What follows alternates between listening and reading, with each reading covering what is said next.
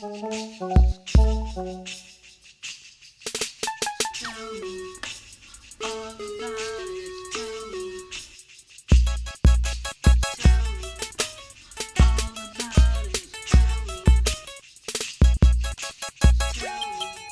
I promised you today that I was going to lay out what your life was going to be like, and since I have never heard of this ever being done by anybody, so this is a sort of first time around. It's the first time I've done it, first time as far as I know anyone else has done it.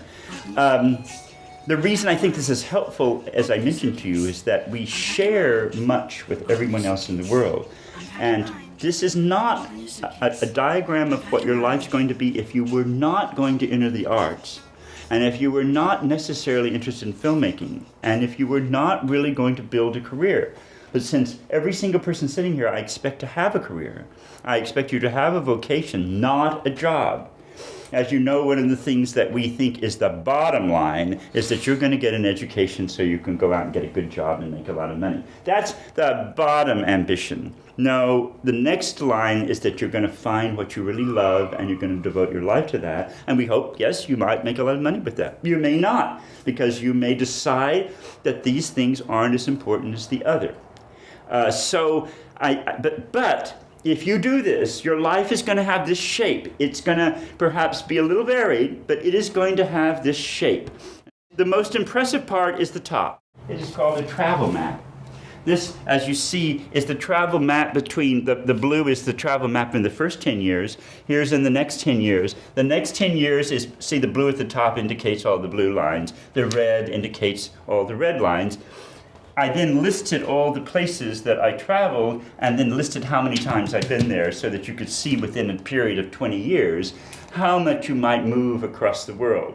Now, any of you probably that have anything to do with theater or anything to do with film, or that you are free agents, you may move where you wish, will have somewhat of a much larger travel map than most people that you know. And so therefore, that's one of the givens. Especially, that's one of the reasons we take you to Europe, because the minute you set foot in Europe and the minute you spend a month there, it actually leaves a stamp on your personality. You now know that's possible, and you seldom stay away. And the whole idea of traveling becomes a part of your personality.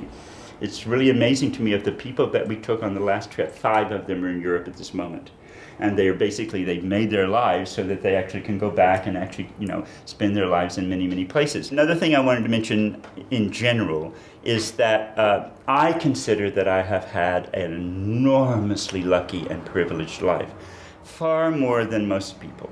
And so therefore, the things that have happened to me have been somewhat in the surprising, miraculous, coincidental category. And I have no explanation for that. I just should say that fate has been kinder to me than a lot of people. And one of the things that I would mention is in this first category, which defines every way that you are going to be actually, your well-being is going to be affected, and that is in health. I just happen, somebody can explain, well, that's because he thought this or this, but I've just been a very, very healthy person. Therefore, I have never, as you see, these are the only times that I was ever in some kind of real health crisis of these big red things. And it is really interesting also that as a child, I almost died. So therefore, I had a really, 6, I caught polio, and they thought I was going to die. And so I sort of hung near death for God knows how long. I don't remember any of this, but everybody tells me about it. And it sort of defined where you are in youth. I was a skinny, sensitive, crybaby, complete, a sissy as a child. And then when I got to adolescence, I became a bloated, fat, completely unattractive and completely neurotic teenager. So any teenagers that are neurotic, I'm sure I outdid them by far. I literally, this totally sad story. I cried myself to sleep every night. I decided I was the worst person in the world. I decided that everything was against me, and that basically everyone would hate me if they ever found out anything about the real me. And then I pretended that I was the happiest, nicest, sweetest person in the world on the surface. So you've got this dual world going along. So here you have the maximum amount of trauma, and it's all fairly self-induced. That is, Maybe it wasn't my fault that I was born in Oklahoma. It wasn't my fault that I was in a little horse town that, nobody, I was just a weirdo. But it's interesting. It's before anybody even said anything about weirdos. See, I was just artistic. And that was enough to make me very, very strange. But the thing is, nobody persecuted you, nobody beat you up or anything like this. They just thought you were very strange. And some of the more knowledgeable adults went, yeah, well, we know what all that's about. It's only when I went away that everything starts getting to be changed. Here are the other categories. I put misfortune here because it's really interesting. When you're young, you sort of imagine that you're going to avoid misfortune. I'm afraid that that is not true. One of the things about living is that misfortune comes to all people. And it comes often in huge helpings, and you're going to have to have the resources to get through it. It's interesting that some of it, quite a lot of it in many people's lives, some of the adults all the misfortune comes because it's their own fault. It's quite self-induced. This is bad decisions you're going to make. You're going to actually put your trust in the wrong people. You're not going to know enough. You're going to be really, really unhappy in love because you actually made the terrible choice. Your marriage may be destroyed. Your children may turn out to be monsters. I mean, there's all sorts of ways that misfortune can come. But one of the major ones is coming from fate. You can be caught in an earthquake and everybody can die around you. The boat that you're on can sink and everybody drowns but you. These are what we would call more fate-induced traumas. However, they come to everyone, even the most blessed and happy person in the world. They're going to come, and it's something that you want to be prepared for. And I always say, please, do me a favor and live your life in the way that misfortune comes to you as injustice. Think about that a little bit. Do not lead your life so it comes to you as revenge. Or they say, couldn't happen to a nicer person, okay? Because it's the way you get through it. The people which it comes that feel that they really deserve it don't get through it very well. It's very hard to survive. When it comes to as injustice, it is you can deal with injustice and you can get through that.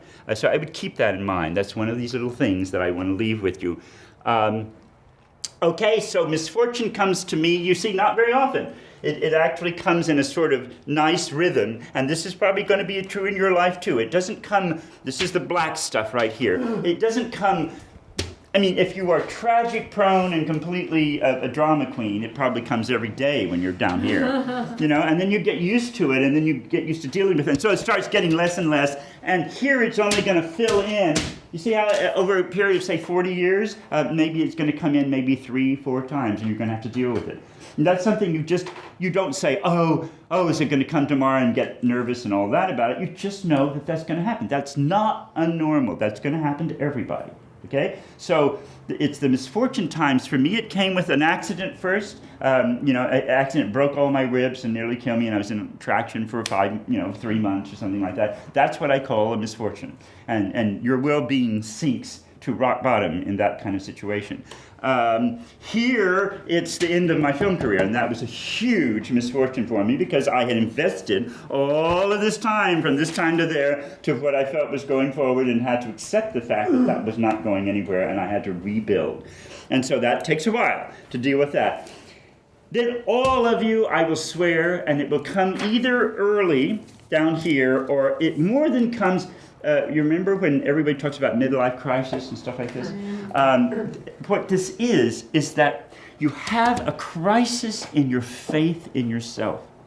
Now, the reason that I kept showing, one of the reasons that I love Andrew Rublev so much is because it is about that very thing. It is about the kind of crisis that artists often have because you lose faith in the real strength of what you do. Now, if you're a total egoist and you don't have any introspection and you never reflect, then you never have this crisis because you think you're wonderful, everything you do is great, and it's only life's going to tell you that it's all turned to shit and you better look and deal with it. But I think inside most people that are struggling with some kind of real ambition, there becomes a time in which your critical ideas about yourself really gel, and they come as a detriment. And you've got to somehow summon up energy in yourself to resolve that. And people resolve it in many different ways.